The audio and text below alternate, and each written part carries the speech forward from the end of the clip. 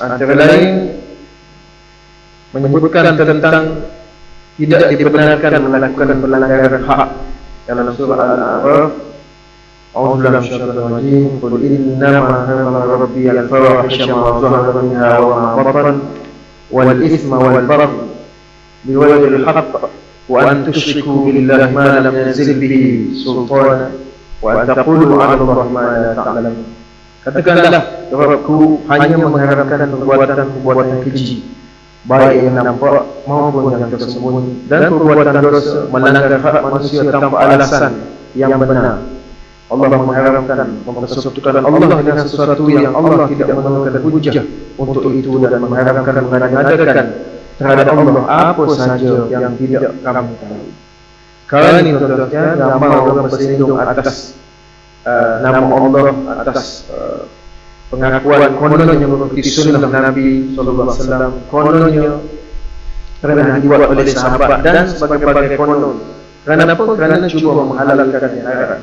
Tapi secara jelas sekalian, kalau kita melihat apa yang Allah SWT perintahkan, yang Nabi SAW sunnahkan, yang Khulafaur Rasyidin sunnahkan, dia tidak sama sekali menyusahkan manusia, dia tidak sama sekali menyebabkan manusia makin kuranda, bahkan dia memudahkan manusia, dan dia menjadikan manusia aman, damai dan sentosa selamanya. Betullah saudara, Nabi SAW dalam hadis muttafaqun alaih riwayat Bukhari dan dalam Sahih dan dalam Muslim, inna dima'akum wa amwalakum wa a'radakum 'alaikum haramun ka hurmati yaumikum hadha fi syahrikum hadha fi biladikum hadha. Thumma qala sallallahu alaihi wasallam, ala hal ballaghtu? Allahumma ashhad.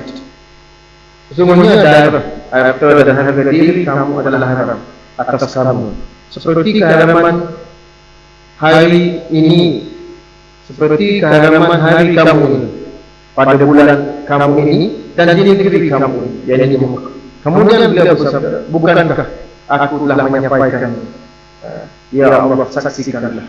Contohnya harta, darah, harga diri, semuanya diharamkan oleh Allah Subhanahu wa taala. Tidak boleh dicuri dalam apa bentuk alasan sekalipun. Batu tuan-tuan dengan faham letak duduknya perintah Allah Subhanahu wa taala dan sunnah Rasulullah sallallahu alaihi wasallam. Dalam hadis yang lain, Rasulullah bersabda, kullu muslim 'ala al-muslim haram damuhu wa maluhu wa irduhu. Hadis riwayat Muslim dan daripada Abu Hurairah. Setiap muslim atas muslim diharamkan darahnya, hartanya dan harga dirinya. Sebab itu dalam hadis yang lain Nabi sebut sibabul muslim fusuqun wa qitaluhu kufrun. Menghina, mencaci orang Islam itu fasik, dan membunuh orang Islam itu kafir. Nabi sallallahu alaihi wasallam bersabda, ittaqu zulma fa inna zulma zulumatun yaumil qiyamah. Takutlah kamu kepada kezaliman, kerana kezaliman itu adalah kegelapan pada hari kiamat. Banyak lagi tuan-tuan. Dalam surah An-Nisa Allah berfirman, wa man yaqtul mu'mina muta'ammidan fajazaohu jahannam khalidan fiha wa ghadiba Allahu 'alaihi wa la'anahu wa 'adda lahu 'adaban 'azima. Dan siapa yang membunuh seorang muslim dengan sengaja, seorang mukmin dengan sengaja, maka balasannya adalah jahannam, kekal dia di dalamnya, dan Allah murka kepadanya dan mengutuknya serta menyediakan azab yang besar baginya. Wa may yaqtul muta'ammidan mu'minan muta'ammidan fajazaohu jahannam khalidan fiha. Macam dosa syirik juga, macam dosa orang kafir juga. Bila membunuh orang mukmin dengan sengaja, maka kekal dalam neraka. Dan Allah murka, wa ghadiba Allahu 'alaihi, Allah murka kepada. Tuan-tuan sekalian, saya nak highlightkan ayat-ayat dan hadis yang kita bincang ini adalah kerana berlaku di Turki, Jakarta dan tempiasnya sampai ke Malaysia. Ya, bimbang-bimbang takut ada orang yang mendakwa kononnya dikatakan sebagai orang Islam. Saya pun tak pasti tuan-tuan. Mungkin itu fitnah terhadap penama IS difitnah terhadap IS padahal dia tak buat pun, orang lain buat. Ataupun kalau dia buat semua, itu bukan ajaran Islam. Cumanya tuan-tuan, saya nak sebut, kalau kita menghayati sirah Nabi SAW, tidak pernah sunyi Nabi sendiri, Abu Bakar sendiri, Umar, Abu Bakar, Umar, Utsman, Ali radhiyallahu anhu ajma'in, daripada kita panggil disabotaj. Pemerintahan mereka ini ditempelkan sebagai jahat dan sebagainya. Lebih-lebih lagi zaman Sayyidina Utsman, apatah lagi zaman Sayyidina Ali, kemuncaknya zaman Muawiyah,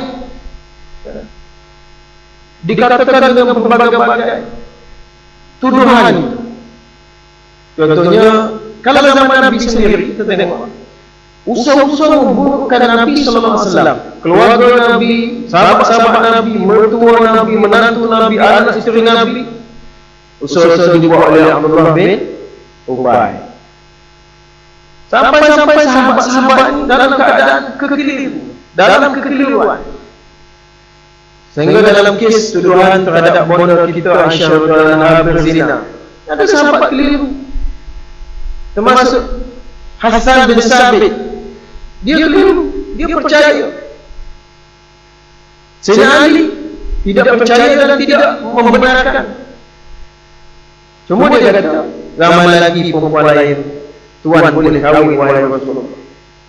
Sehingga dijadikan modal oleh musuh-musuh Allah SWT untuk melaga-lagakan Sayyidina Ali radhiyallahu anhu dengan bonda kita Aisyah radhiyallahu anha, sehingga dituduh tercetusnya perancaman sebab bonda kita tidak puas hati sebab Sayyidina Ali tuduh dia berzina.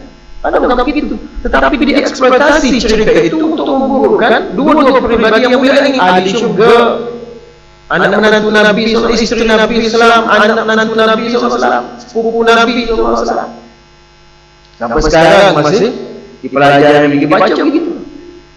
Itu usaha untuk menjahannamkan kehidupan Nabi SAW. Tetapi Allah wallahu makirin. Tapi itu dia tak pegang. Tak orang kafir yang musuh antara dia tak kira itu. Dia akan buat usaha untuk memburukkan Islam. Sampai begitu dia. Zaman banyaklah zaman banyak. Sebagai satu contoh, zaman Sayyidina Abu Bakar ada. Zaman Sayyidina Abu Bakar dituduh yang Sayyidina Abu Bakar ini tidak sebulu dengan sahabat-sahabat. Kenapa? Kerana setelah Nabi wafat, Zaid bin Harithah balik semula. Setelah dihantar untuk pergi berperang, balik semula. Kemudian lepas kebumian jasad Nabi SAW, Sayyidina Abu Bakar teruskan menghantar semula Zaid bin Harithah, Usamah bin Zaid, semua sahabat tersetuju, termasuk Sayyidina Umar. Sehingga Sayyidina Umar kata, itu zaman Rasul, sekarang dia dah wafat, kamu jadi khalifah. Apa kata Abu Bakar? Demi Allah, seandainya anjing menggigit jubah isteri Nabi SAW, aku sama sekali tidak akan menghentikan utusan tentera ini. Dia kata juga, dituduh macam-macam. Untuk apa? Untuk memburukkan Sayyidina Abu Bakar As-Siddiq radhiyallahu anhu. Zaman Sayyidina Umar macam-macam cerita sama zaman dia tampil lagi zaman kita Islam, dibawa-bawa sampai hari ini untuk menunjukkan Sayyidina Umar ini buruk, Sayyidina Umar ini tak betul, Sayyidina Umar ini macam-macam. Dan sampai sekarang orang masih anggap bahawa Sayyidina Umar adalah paling berani, paling samsing.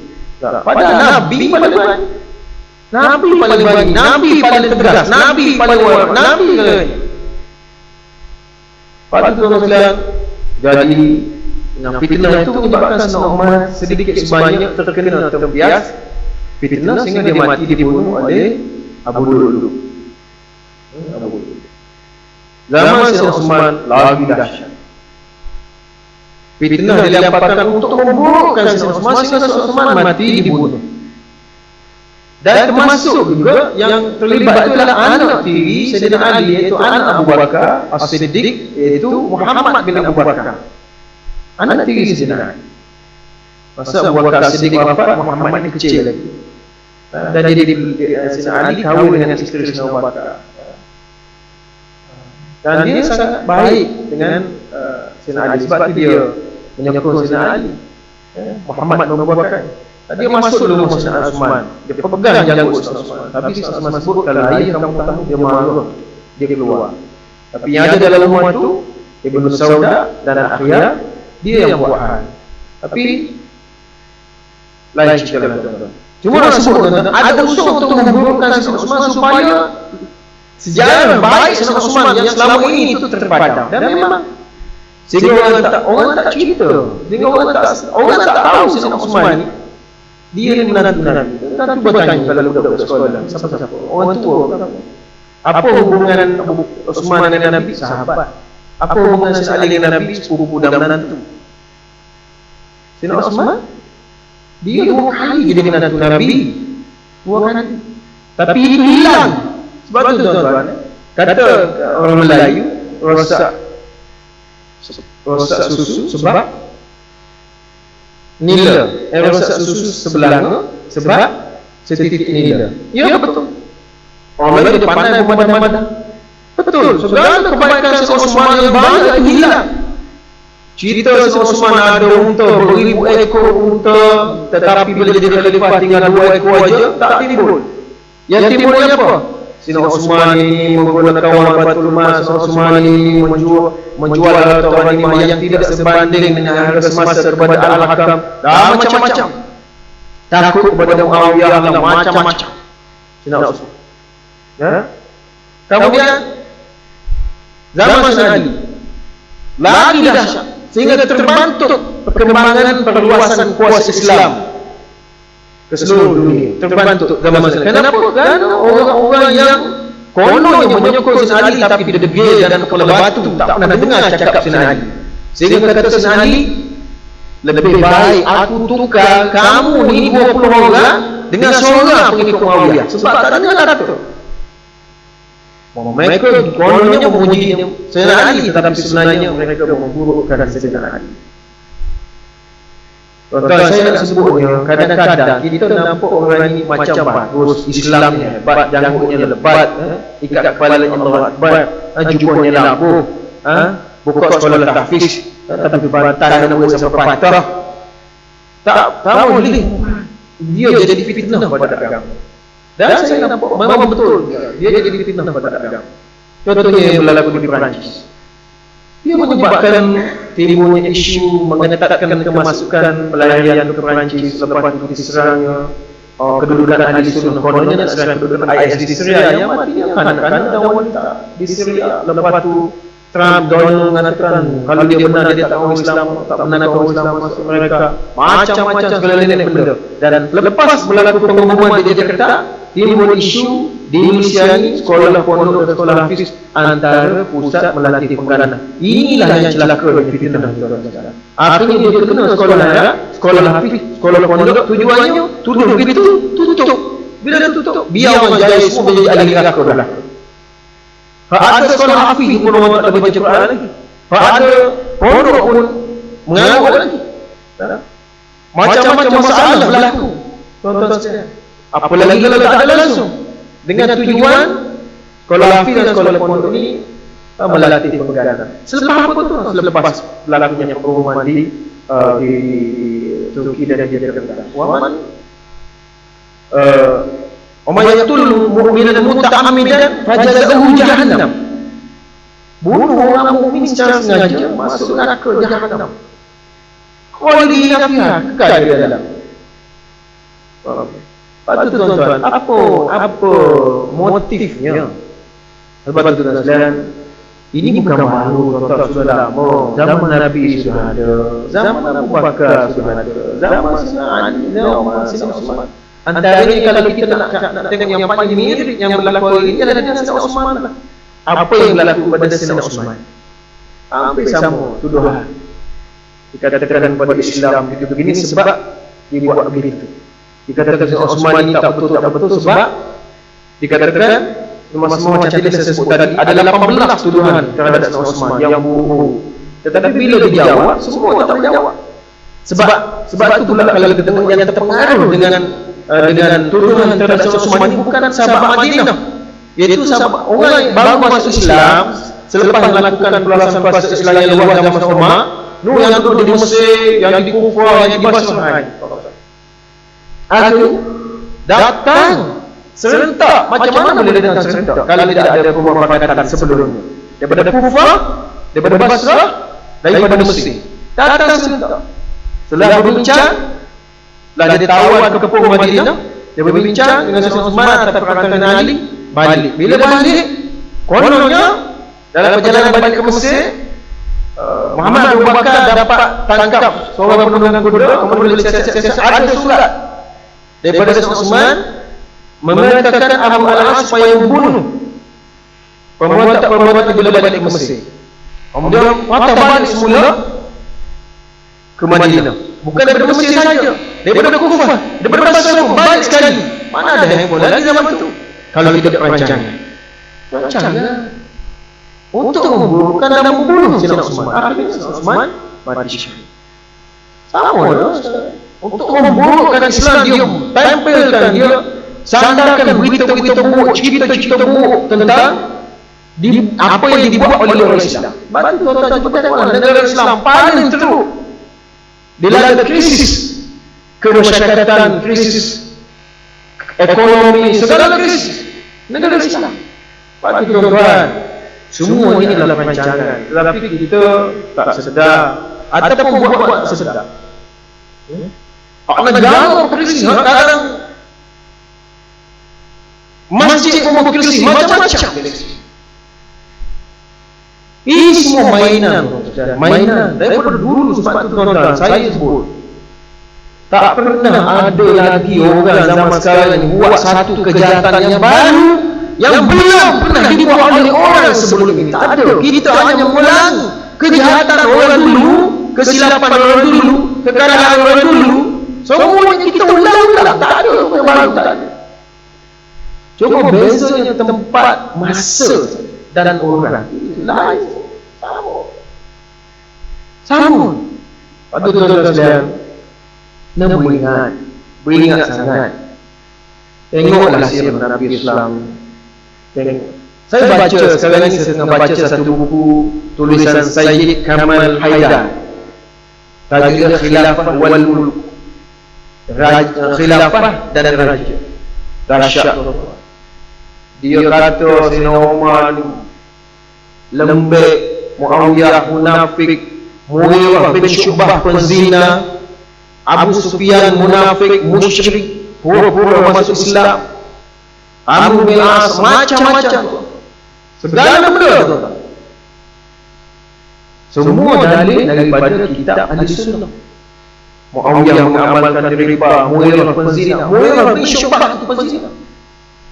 Padahal Mughirah ini tuan-tuan, Mughirah orang sangat sayang pada Nabi SAW. Antara bukti dia, dalam satu riwayat menyebutkan dalam kitab Siyar A'lam Nubala Imam Az-Zahabi, Mughirah ini dia fikir macam mana dia nak jadi orang yang dia rasa dia boleh bangga untuk diri dia sendiri. Macam mana dia nak sentuh Nabi SAW buat kali terakhir. Semasa itu jenazah Nabi sedang diletakkan dalam liang lahat. Dia fikir macam mana nak buat. Yang turun dalam kubur itu Hasan, Ali, Abbas dan Maula Abbas. Antara mereka. Tapi ada setengah kata Hasan Hussein. Hasan Hussein dia kecil lagi. Hasan Hussein dia kecil lagi. Umur dalam 8-7-8 tahun baru. Tapi dalam saya baca dua riwayat, ada satu riwayat dia kata Hasan dan Hussein duduk dalam kubur. Oh, dia masih lagi kanak-kanak. Tak apalah tuan-tuan. Apa yang Mughirah buat? Dia campur, dia buang. Dia cincin dia tu sengaja dia balik dalam liang, masuk dalam. Dia beritahu sahabat, aku cincin aku jatuh. Sahabat masuk ambil. Turun dia ambil, dia gosok, dia usap. Nabi SAW usap.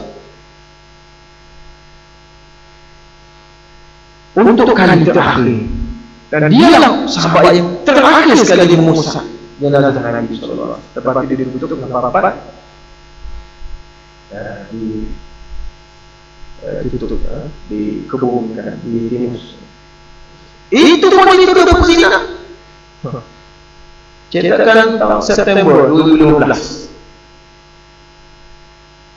Tuan-tuan muslihat, semuanya terfitnah. Kita tengok zaman Sayyidina Ali. Konon-kononnya mendakwa cinta kepada Sayyidina Ali,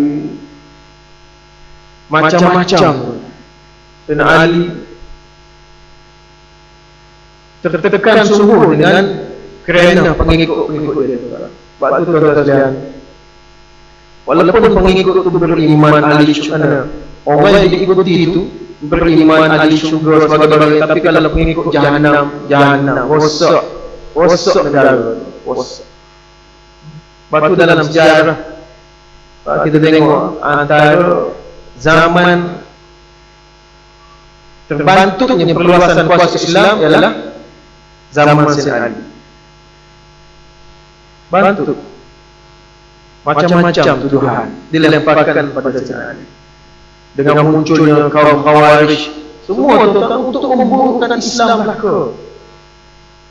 Kemudian zaman Sayyidina Husain, zaman Sayyidina Hasan, 6 bulan jadi khalifah, diserahkan kepada Muawiyah.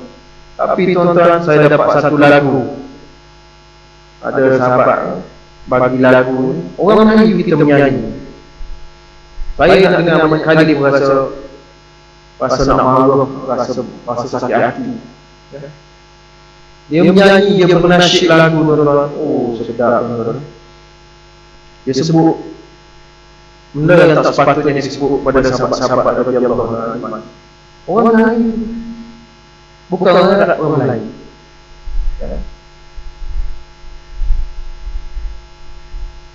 Teruk sangat, tuan-tuan. Kalau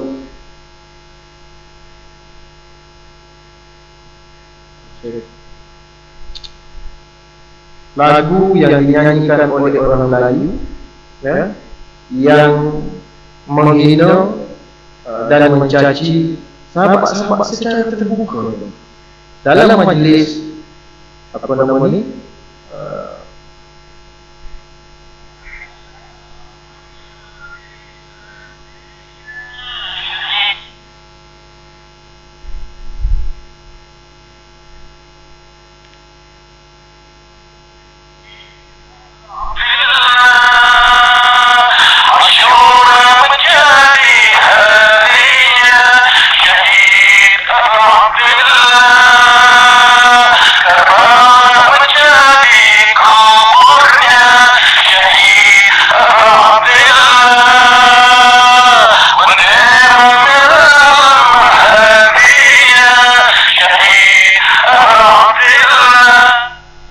saya cepatkan.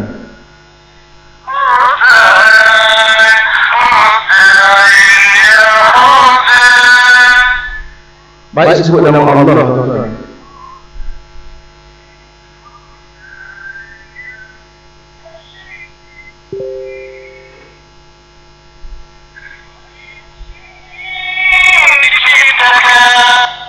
Bani Hashim diciptakan,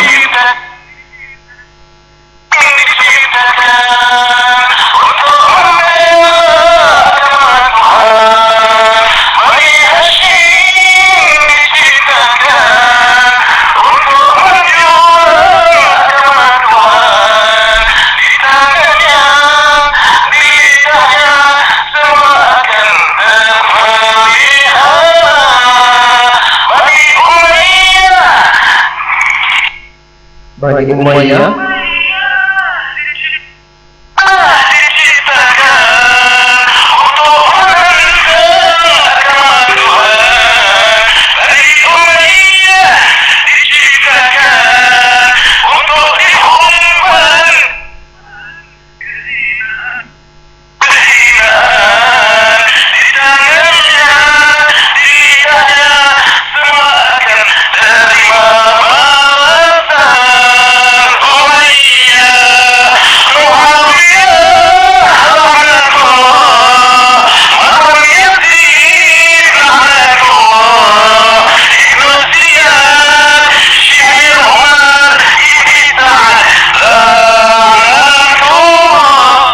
orang Melayu, tuan-tuan.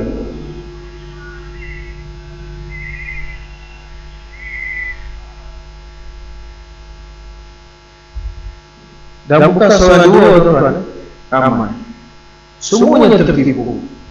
Sebab itu tuan-tuan sekalian,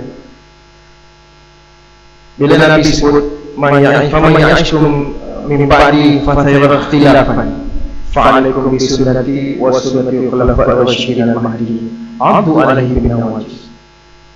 Nanti kalau kamu hidup sepasaku akan banyak perselisihan. Maka adalah kamu berpegang dengan sunnahku dan sunnah khulafa'ir rasyidin. Sebab itu tuan-tuan sekalian, yang gini-gini mengkafirkan sahabat ni, zaman Sayyidina Ali tak ada. Sayyidina Ali tak ada mengkafirkan sahabat-sahabat kecuali Khawarij. Hasan tak ada. Hasan baik dengan Muawiyah, solat di belakang gabung Muawiyah, berperang dengan Muawiyah, tak ada masalah. Tapi selepas 100 tahun barulah timbul sahabat-sahabat tak betul, murtad, kafir sebagainya. Orang sezaman dengan sahabat ada masalah. Dia tuduh Muawiyah melakukan riba dalam pemerintahan, jual beli urusan riba. Dalil hadis Muslim. Dalil hadis Muslim. Tapi yang peliknya zaman itu tak ada pula sahabat-sahabat yang mahu Muawiyah melakukan riba. Lalu sahabat semua setuju. Itu bahaya. Lagi lah masa itu Sayyidina Umar masih ada. Sebab masa itu bukan di gabung. Sayyidina Umar masih ada. Macam-macam tuan cerita Sayyid Kamal Haidar. Tuan-tuan sekalian, semua peristiwa fitnah-fitnah ini adalah untuk memburukkan Nabi. Dan kesannya tuan-tuan sekarang, ramai orang ini sahabat, ramai orang benci Islam, ramai orang tak suka ulama, ramai orang takut pada persebaran, ramai orang takut pada penjubah. Sehingga sing pun jadi mangsa. Sing tak ada kena-mengena. Pasal dia persebaran. Pasal apa? Inilah tuan-tuan, daripada dulu sampai sekarang fitnah tidak pernah berhenti dan kesannya sama, cuma kita tak pernah ambil iktibar daripada apa yang telah dibuat oleh musuh-musuh Allah SWT kepada Nabi, sahabat, tabi'in dan sampai sekarang. Sama je tuan-tuan, sama. Sebab itu tuan-tuan sekalian, jangan terlalu jauh sangat daripada sunnah. Jangan terlalu jauh sangat daripada Quran dan sunnah. Jangan terlalu mengikut emosi, terlalu mengikut seseorang, mengikut parti atau pemahaman atau ideologi sendiri dengan membelakangkan kewajipan yang lebih penting daripada parti atau apa saja, atau jawatan atau apa saja. Dia benar kembali kepada Allah dan Rasul supaya hidup kita selamat. Selain kadang itu saja yang ambil Allah Ta'ala yang menghormati saya sesuai hidayah. Assalamualaikum warahmatullahi wabarakatuh. Alhamdulillah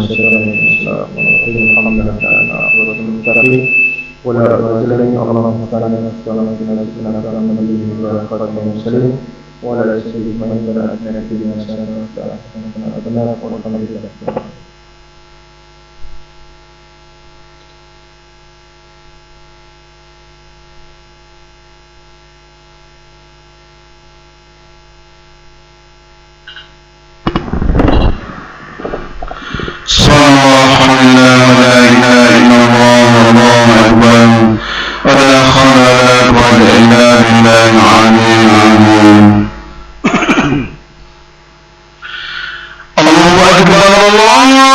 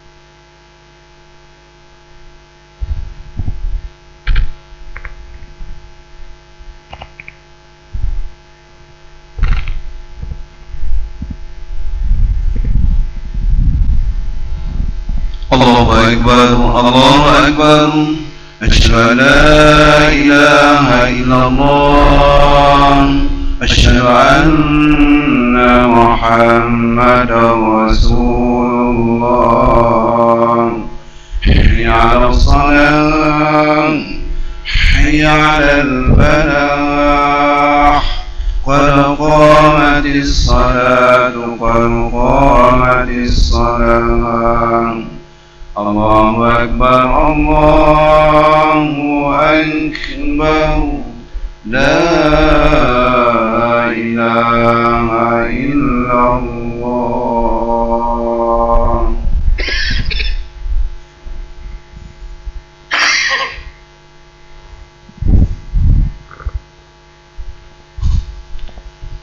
صووا الصفوف فإن تسبيت الصفوف من تمام الصلاة دروس تدرب ركعة الصف. أعوذ بالله من الشيطان الرجيم. بسم الله الرحمن الرحيم. إن شاء الله الوسواس الخناس الذي يوسوس في صدور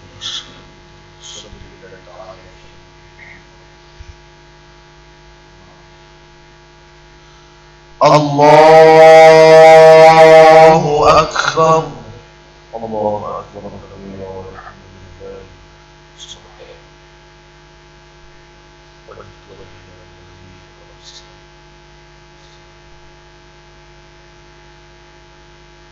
إن الصلاة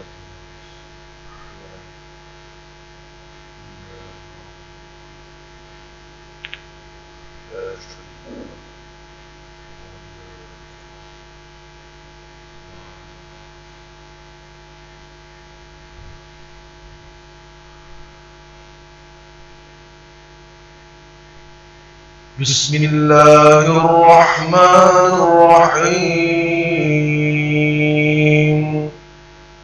الحمد لله رب العالمين الرحمن الرحيم مالك يوم الدين إياك نعبد وإياك نستعين اهدنا الصراط المستقيم صراط الذين أنعمت عليهم غير المغضوب عليهم ولا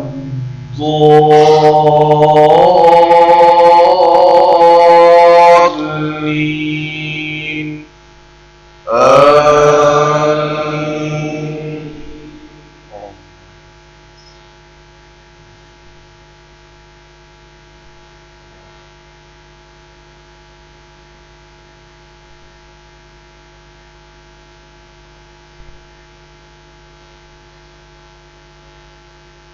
والذين آمنوا واتبعتهم ذريتهم بإيمان ألحقنا بهم ذريتهم وما ألتناهم من عملهم من شيء كل امرئ بما كسب رهين وأمددناهم بفاكهة ولحم مما يشتهون يتنازعون فيها كأسا ولا تأثيم ويطوف عليهم غلمان لهم كأنهم لؤلؤ مكنون وأقبل بعضهم على بعض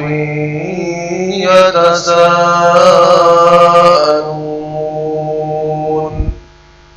الله أكبر. الصلاة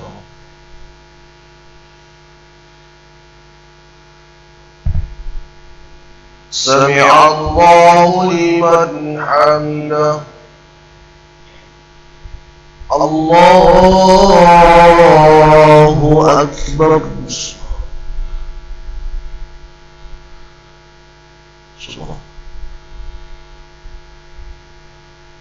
الله أكبر.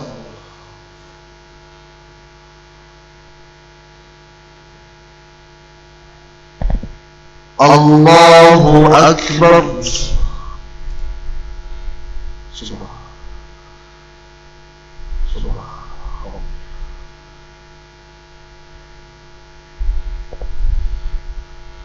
الله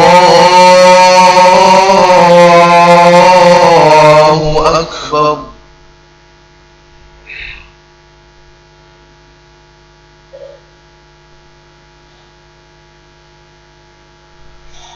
بسم الله الرحمن الرحيم. الحمد لله رب العالمين. الرحمن الرحيم. مالك يوم الدين.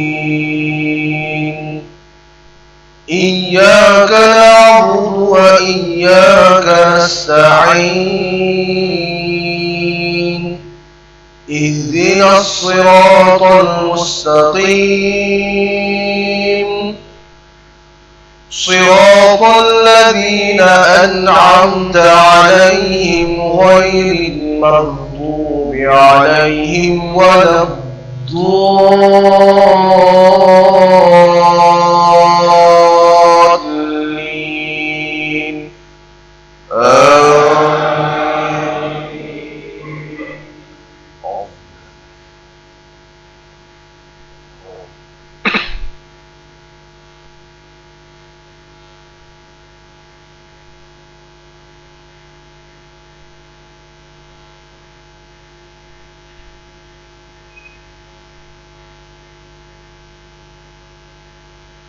بسم الله الرحمن الرحيم.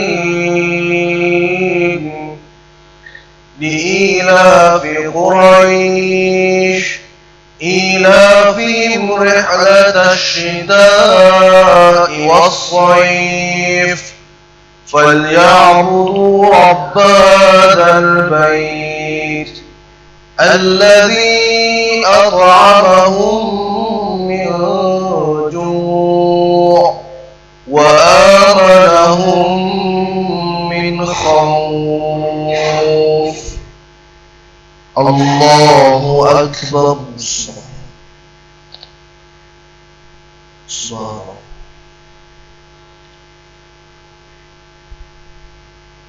سمع الله لمن حمده. الله أكبر.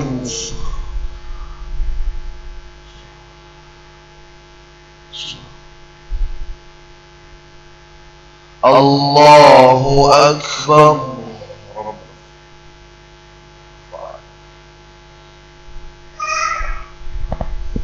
الله أكبر. سبحان الله.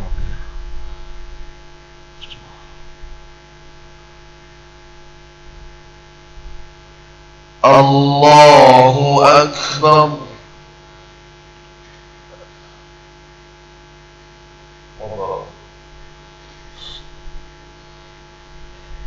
السلام.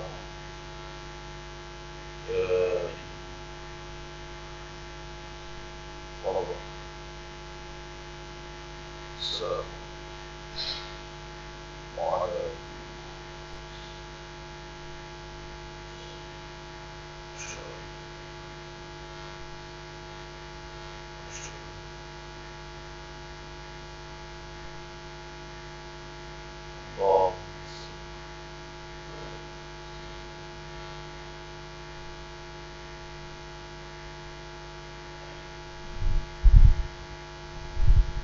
الله أكبر.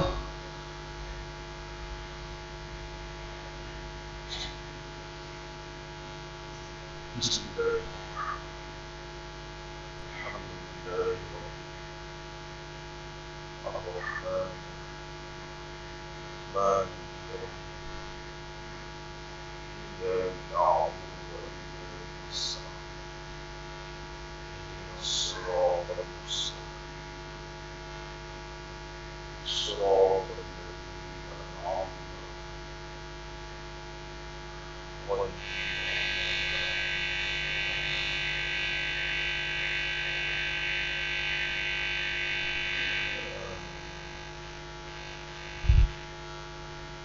الله أكبر.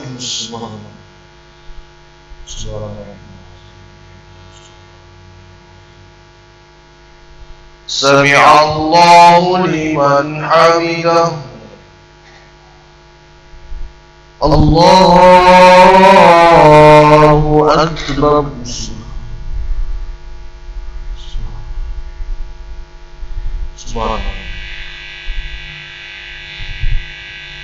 الله أكبر.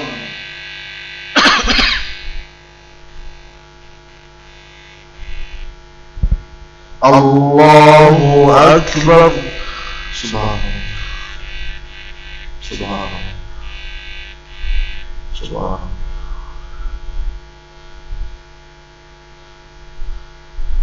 الله أكبر.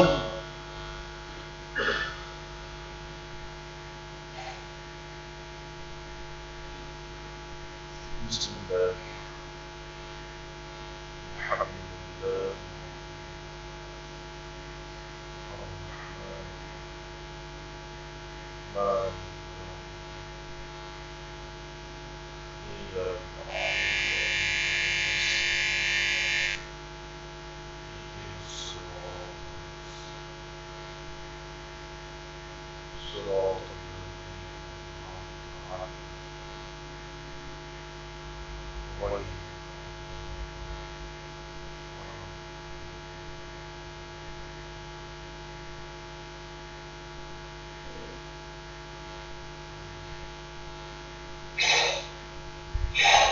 الله أكبر.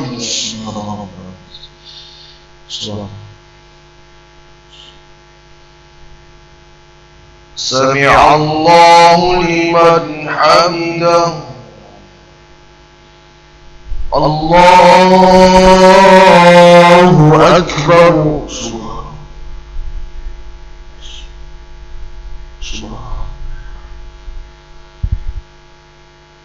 الله أكبر.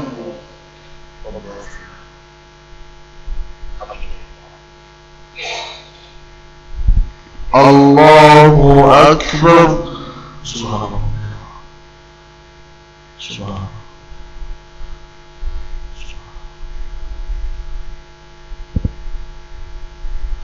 الله أكبر.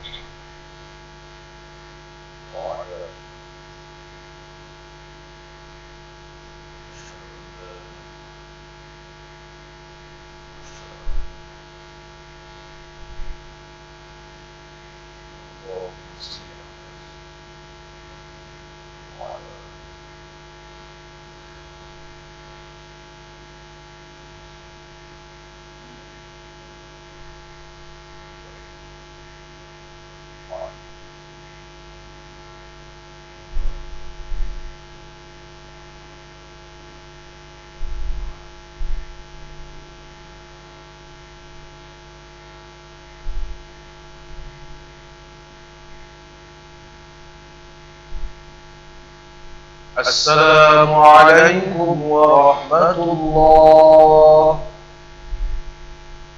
السلام عليكم ورحمة الله.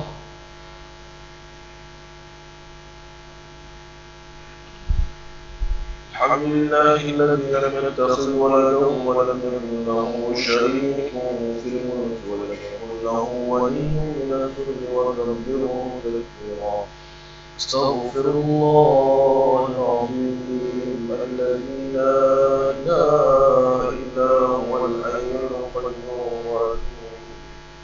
استغفر الله العظيم الذي لا إله إلا هو الحي القيوم. أستغفر الله العظيم الذي لا إله إلا هو الحي القيوم وأتوب الفاتحة.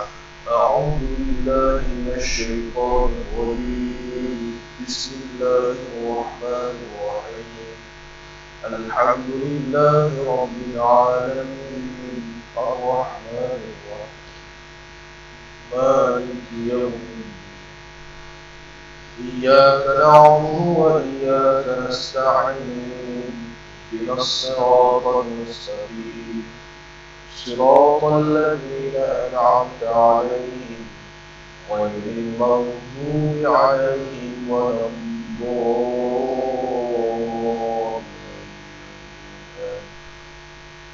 أعوذ بالله من الشيطان الرجيم. بسم الله الرحمن الرحيم. الحمد لله رب العالمين والصلاة والسلام على أشرف الأنبياء والمرسلين وعلى آله وصحبه أجمعين.